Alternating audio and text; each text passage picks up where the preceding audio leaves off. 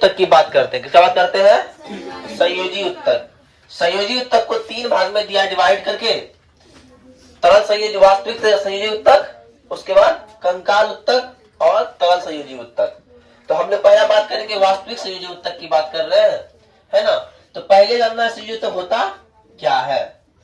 तो विभिन्न अंगों और उत्तक को संबंध करता है तथा उन्हें कुल अवलंब भी देता है।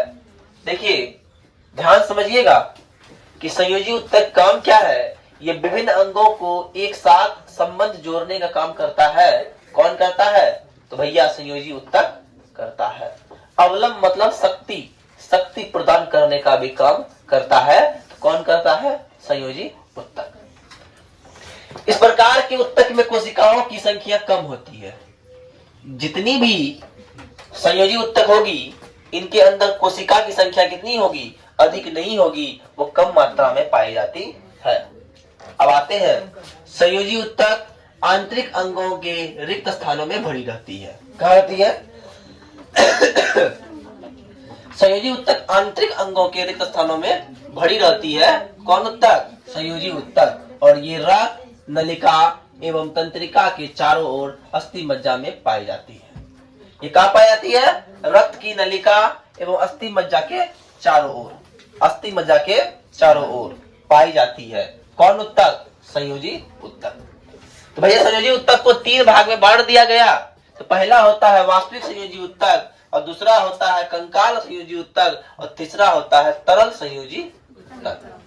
तो हम वास्तविक संयोजी उत्तक की बात करते हैं। जब वास्तविक संयोजी उत्तक की बात करते हैं, इसके अंतर्गत आने वाले जो उत्तक होते हैं वो होते हैं एरिलोयर, एडिपोज, श्वेत तंतुमय, पीला तंतुमय और जालवत। होता है कि नहीं? तो आज हम पहला पढ़ने वाले कौन उत्तक के बारे में? एरिलोयर उत्तक के बारे में। एरिलोयर उत्तक के बारे में। तो सर एरिलोयर उत्तक होता क्या है? यह बहुतया में मिलने वाली उत्तक है। ये मतलब बहुत संख्या में मिलने वाली उत्तक है। ये उत्तक कम नहीं होती। इस उत्तक के आधार द्रव या मैट्रिक्स में कई प्रकार की कोशिकाएं तथा दो प्रकार के तंतु पाए जाते हैं। अब क्या बोल रहा है? ये जो उत्तक होता है, कौन उत्तक? एरिलोयर उत्तक। इसके अंदर बहुत प्रकार की कोशिकाएं पाई जाती है। कितनी प्रकार की? बहुत से प्रकार की। और दो तंतु पाया जाता है जिसका नाम है श्वेत तंतु और पीला तंतु। तो सर इनमें पाए जाने वाले उत्तक कौन कौन से हैं? तो पहला है फाइब्रोब्लास्ट। क्या है? फाइब्रोब्लास्ट, हिस्टोब्लास्ट, प्लाज्मा कोशिका और मास्टर कोशिका। मास्ट कोशिका, मास्टर है, मास्टर हो जाइए, लिखते हैं मास्ट कोशिका, है ना। ये कोशिकाएं पाई जाती है किसमें? एरिलोयर उत्तक में। तो सर ये उत्तक कैसा कोशिका है? ये चपटी कोशिका है, शाखीय होती है अतः तंतु बनाने का काम करती है। कौन? फाइब्रोब्लास्ट नाम की जो कोशिकाएं होती है, फाइब्रोब्लास्ट नाम की जो कोशिका होती है, उसका ये काम है। अब हिस्टोब्लास्ट क्या होती है? ये चपटी होती है और नियमित केंद्रक युक्त होती है। इसके अंतर केंद्रक पाया जाता है। ऐसे उत्तक में केंद्रक पाए जाते हैं। किसमें? हिस्टोब्लास्ट में। और प्लाज्मा उत्तक की कोशिका की बात करता है कि ये गोलाकार और अंडाकार होता है और ये एंटीबायोटिक का निर्माण करता है। एंटीबायोटिक हम लोग खाते हैं कि नहीं? खाते हैं। हम कल बुखार हो गया तो एंटीबायोटिक खिलाया गया था, है ना। तो एंटीबायोटिक खाए तो मेरा बुखार खत्म हो गया, है ना। तो अब आते हैं, अब मास्ट कोशिका की बात करते हैं।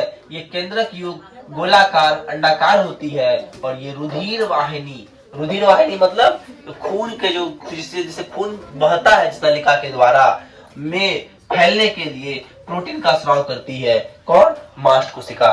कौन करती है? मास्ट कोशिका। कोई दिक्कत? ठीक, पाया था देख लिए।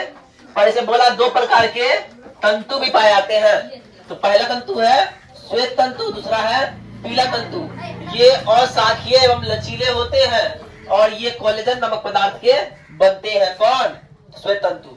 पीला तंतु ये शाखीय और शाखीय तथा लचीले होते हैं। ये एलिस्टीन नामक पदार्थ के बने होते हैं। ये है पीला तंतु के बारे में। अब से काम क्या है ना? एरिलोयर उत्तक का काम क्या है? तो भैया काम ये है, ये त्वचा एवं मांसपेशियों को जोड़ने का काम करता है। त्वचा जुड़ा हुआ है, जुड़ाव है, तो ये काम कौन करता है? तो ये काम करता है एरिलोयर उत्तक, है ना। अब यह विभिन्न आंतरिक रचनाओं को ढीले रूप से बांधकर उन्हें अपने स्थान पर रखने में मदद करता है।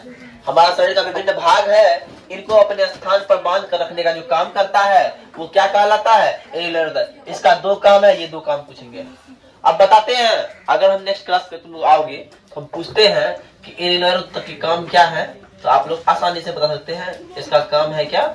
ये मांसपेशियों एवं त्वचा को बांध के रखने का काम करता है ना।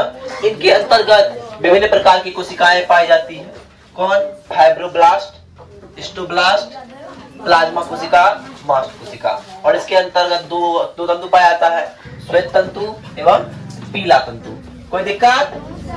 तो अब मेरा आज एरिनोयर कंप्लीट हो गया। कल हम लोग बात करेंगे किसके लिए? एडिपोज, है ना।